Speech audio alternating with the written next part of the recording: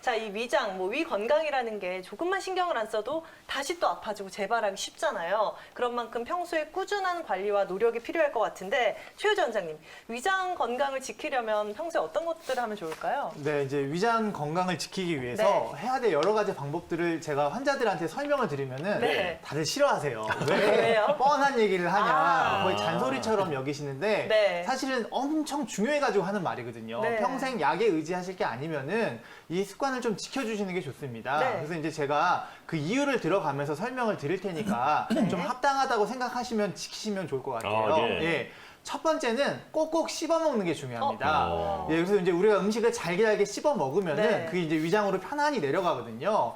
이제 위장이 하는 일이 음식물이 들어오면은 위산을 분비해서 음식물을 녹이고 잘 섞어주는 역할을 하는데 이런 게 이제 꼭꼭 씹어져가지고 위장을 편안하게 해주는 게 중요합니다. 네. 그래서 예를 들어서 우리가 속이 안 좋을 때는 죽을 먹죠. 네. 죽을 먹는 이유는 그만큼 위장을 쉬게 해주기 위해서 죽을 먹는 거거든요. 그만큼 이제 꼭꼭 씹어 먹는 게 중요하고요. 또 꼭꼭 씹어 먹다 보면은 포만감이 들어서 약간 다이어트에도 도움이 됩니다. 그래서 이제 꼭꼭 씹어 먹는 거 좀 중요하시고요. 네. 그 다음에 이제 두 번째는 식간에 물을 많이 드시는 게 안 좋습니다.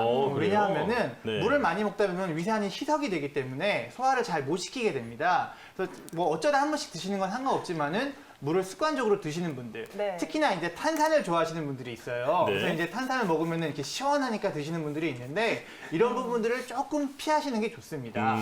그 다음에 이제 세 번째는 식사 후에 좀 걸어주시는 게 좋습니다.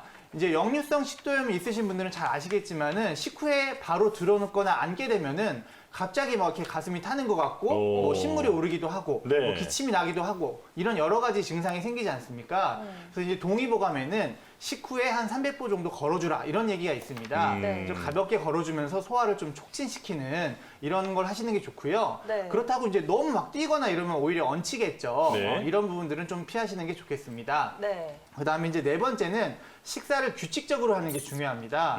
우리가 이제 식사를 하면은 우리 몸에서 가만히 있는 게 아니라 온갖 소화 효소들이 다 나옵니다. 네. 위장에서는 위산이 나오고 쓸개즙도 나오고요. 담낭에서는 쓸개즙이 나오고 췌장에서는 췌장액이 나오고요.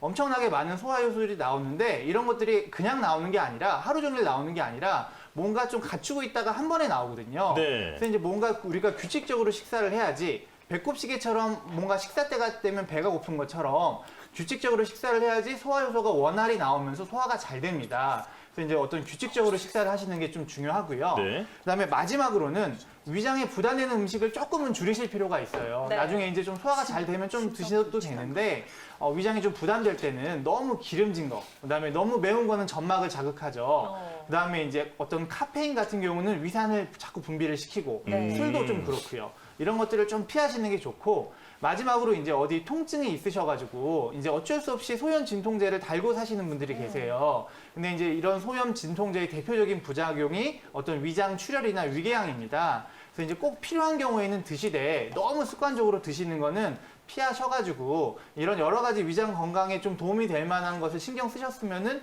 좋겠습니다. 네. 네.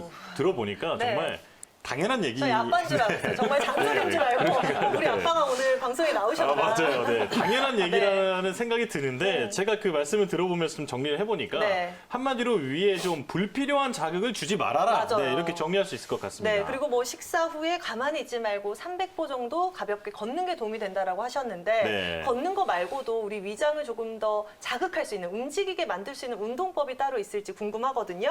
혹시 최효주 원장님 잔소리 말고 정말 네. 꿀팁 정보가 준비되어 있을까요? 이 잔소리는 잔소리였고요. 네. 좀 더 이제 운동을 하면 잔소리는 아니니까. 네. 네. 이제 제가 하는 운동입니다. 실제로 위장에 도움이 되고요. 우리가 체했을 때 등이 좀 아파지지 않습니까? 네. 등이 아파지고 그다음에 이제 우리 뭐 이렇게 체하면 등을 두드려주기도 하고 그만큼 이제 등에서 위장으로 가는 신경이 있습니다. 네. 실제로 이제 오랫동안 위장으로 고생하신 분들은 엎드려가지고 등을 눌러보면 굉장히 아파하시거든요. 이제 등을 풀어주시는 게 위장에 굉장히 도움이 됩니다. 그래서 이제 뭐 위축성 위염이 있다거나 이러신 분들도 이제 이런 운동을 하시면 좋으신데 이제 그림에 나올 텐데요. 이제 뒤구르기가 굉장히 좋습니다. 한 바퀴를 다 구르실 필요는 없고 네. 한 180도 정도 해서 등을 충분히 자극한다는 생각으로 척추뼈 마디마디 하나를 이렇게 자극한다는 생각으로 하시면 좋으시고요.